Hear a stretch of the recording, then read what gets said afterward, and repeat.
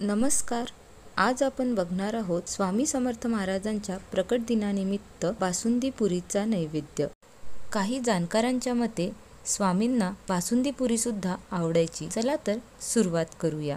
सर्वात आधी बासुंदी करायसाठी आपल्याला जे भांडं लागतं ते जाड तळाचं असावं आणि पसरट असावं. यामुळे बासुंदी करायला आपल्याला सोपं जाते. कमी असेल तर तुम्ही लहान भांडं वापरू शकता. इथे म्हशीचं 1 लिटर दूध घेतलं आहे. तुम्ही विकतचं आणणार असाल तर ते फुल फॅट क्रीम असावं. आता या दुधाला हाय फ्लेमवरती एक उकळी आणून घ्यायची.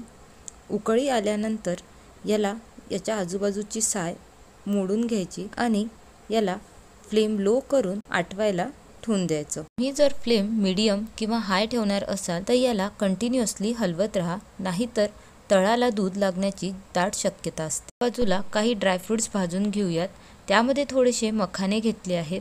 तुम्हाला मखाने नसतील घ्यायचे तरी चालतात, अगदी ऑप्शनल आहे. मखाने थोडेसे चिवट असतात म्हणून याला 1 ते 1.5 मिनिटं आपण छान भाजून घेणार आहोत. मखान्यामुळे बासुंदीला दाटसरपणा चांगला येतो आणि चवही छान लागते. साधारण 10 ते 12 मिनिटांनंतर हे दूध छानपैकी आटायला सुरुवात झाली आहे.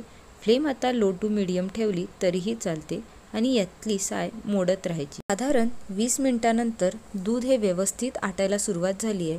यामध्ये आता साखर टाकून घ्यायची. इथे 1 लिटर दुधाला पाऊण वाटी साखर वापरत आहे. तुम्हाला जास्त टाकायची असेल तर तुम्ही जास्तही टाकू शकता. त्यानंतर याला व्यवस्थित मिक्स करून लो टू मीडियम फ्लेमवरती एक 2-3 मिनिटं असंच शिजू देणार आणि त्यानंतर साखर विरघळली यामध्ये ड्रायफ्रुट्सचं पावडर टाकून याच्या गुठळ्या मोडून घ्यायच्या. गुठळ्या मोडल्यानंतर यामध्ये जायफळ आणि इलायचीची पूड, तसेच चारोळी आणि तुम्हाला आवडतील असे ड्रायफ्रुट्स तुम्ही वरून टाकून गॅस बंद करू शकता किंवा अजून याला दाटसर शिजवू शकता. आता याला संपूर्ण थंड करायचं किंवा फ्रीजमध्ये सुद्धा थंड करायला ठेवू शकता.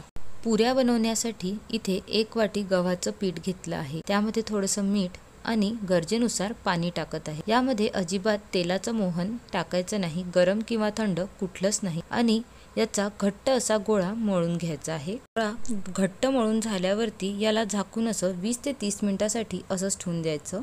30 मिनिटांनंतर ही कणिक व्यवस्थित मुरली आहे. आता याला एकदा व्यवस्थित मळायचं आणि मगच लाटायला घ्यायचं. यामुळे आपल्या पुऱ्या अजिबात फाटणार नाही आणि तेलकट सुद्धा होणार नाही. शक्य तितकं जास्त मळून घ्यायचं, अजिबात तेलाचा हात कुठेच लावायचा नाही. व्यवस्थित लाटून झाल्यावर याला आकार देऊन घेऊया आणि तेल हे नेहमी गरम असावं. पुऱ्या तळताना मीडियम किंवा हाय फ्लेमवरच पुऱ्या तळायच्या आणि एका बाजूने त्याला संपूर्ण होऊ द्यायच्या. तुम्ही बघू शकता पुऱ्या मस्त तयार झाल्या आहेत.